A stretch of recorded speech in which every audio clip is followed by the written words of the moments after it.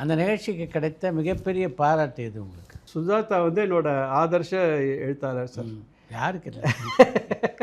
எனக்கு வந்து அவரும் அதுக்கப்புறமா படிக்கும்போது பொன்னியின் செல்வன் ஒரு 5 தடவை படிச்சிருக்கேன் சார்.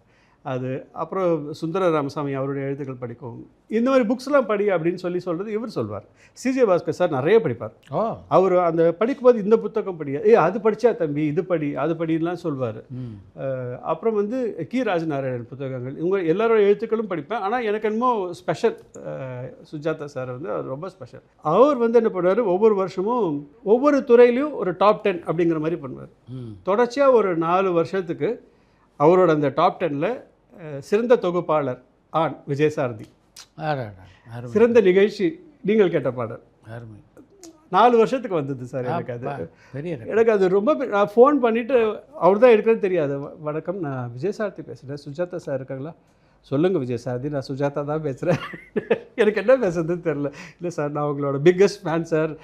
சரி, இல்லை சார், நீங்கள் எனக்கு இது மாதிரி எழுதிட்டுருக்கீங்க வருஷம் வருஷம், எனக்கு ரொம்ப சந்தோஷமாக இருக்குது அப்படின்னு.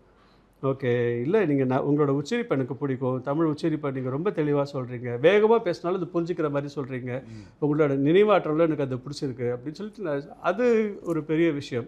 நிறைய நடிகர்களோட நம்ம சந்திக்கும் பொழுது ஒவ்வொருத்தரும் அதை பற்றி பேசியிருக்காங்க. நீங்கள் சச்சின் படம் பார்த்தீங்கன்னா அதில் பிரேக் இன்டர்வலுக்கு முன்னாடி see you after a break அப்படின்னு சொல்லுவார். அந்த பிரேக் வந்து நீங்கள் கேட்ட பாடலாம் நான் பண்ண ஆரம்பிச்சது.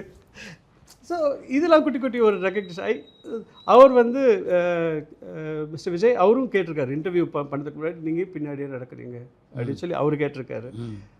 ஸோ அது பின்னாடியே நடந்துட்டு பேசுனேன் அப்படிங்கிறது எல்லாருக்கிட்டுமே ரீச் ஆகிருந்த ஒரு விஷயமா இருந்தது. அதனால் அது சந்தோஷம்தான். அதில் குட்டி குட்டி முயற்சிகள் அது எந்த அளவுக்கு போகுது அப்படிங்கிறது தான்.